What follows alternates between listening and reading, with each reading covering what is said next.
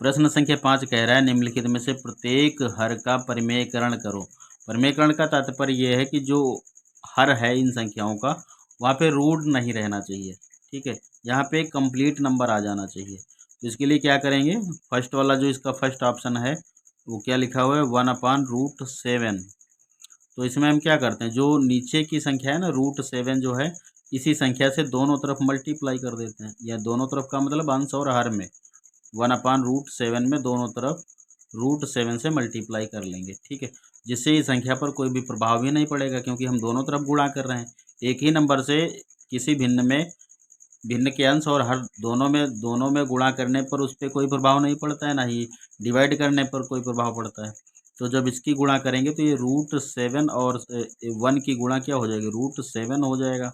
अब जब यहाँ पे सेम नंबर दिख रहा है, देखो √7, जब आप इनकी मल्टीप्लाई करते हो तो क्या होगा, रूट हट जाएगा और कंप्लीट नंबर मिल जाएगा। तो ये हो जाएगा √7/7 और यही इसका आंसर हो जाएगा। ये इसके हर का परिमेयकरण हो गया। ठीक है, अब बात करते हैं इसके सेकेंड प्रश्न की। तो सेकेंड वाला क्या कह रहे हैं, 1/√7 माइनस √6।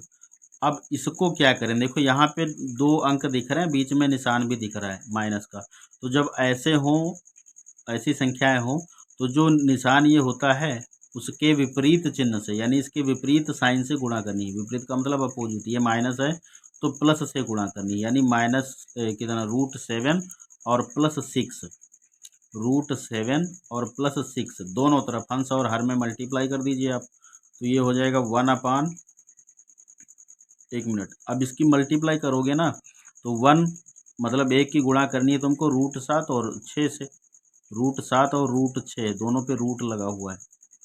ठीक है, तो 1 से जब गुणा करोगे √7 की तो ये तो उतना ही हो जाएगा, इस पर कोई प्रभाव नहीं पड़ेगा।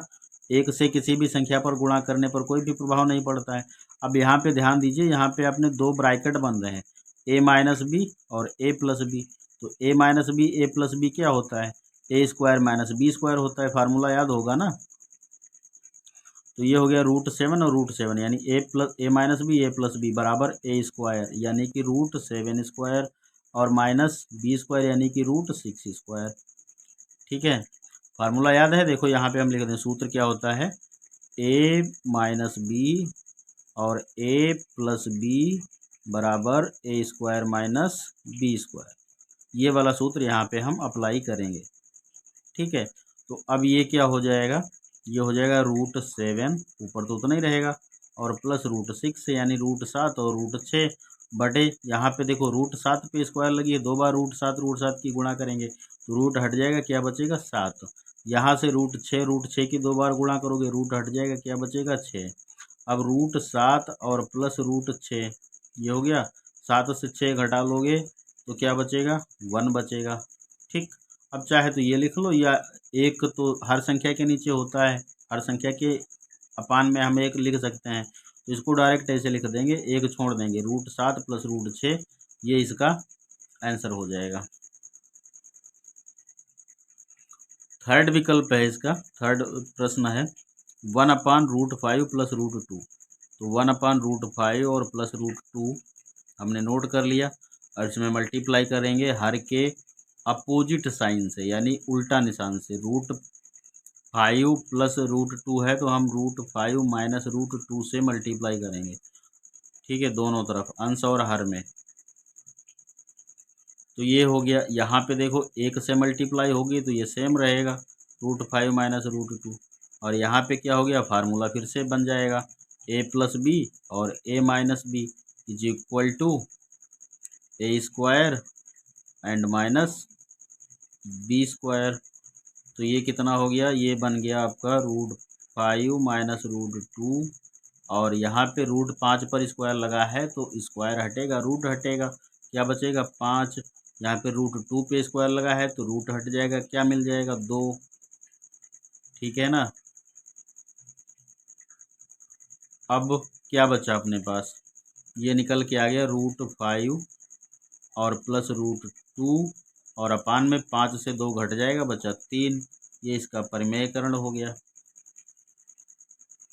बात कर लेते हैं नेक्स्ट प्रश्न की। तो नेक्स्ट लिखा है 1/√7 - 2।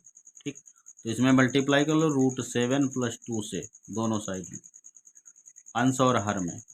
तो 1 से मल्टीप्लाई होगा तो ये सेम रहेगा √7 + 2, यानी अंश इतना ही रहेगा।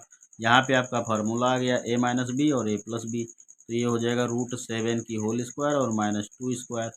ओके, तो ये कितना बन गया, ये बन गया √7 ऊपर और +2, यहाँ पे हो गया 7 और इधर 2 दूना 4 हो जाएगा। ठीक, तो ये आंसर क्या आ जाएगा, √7 + 2 और अपान में हो गया 7 से 4 निकाल दोगे क्या बचेगा, 3। ये इसका परिमेयकरण हो गया। ओके, तो थैंक यू फॉर वॉचिंग।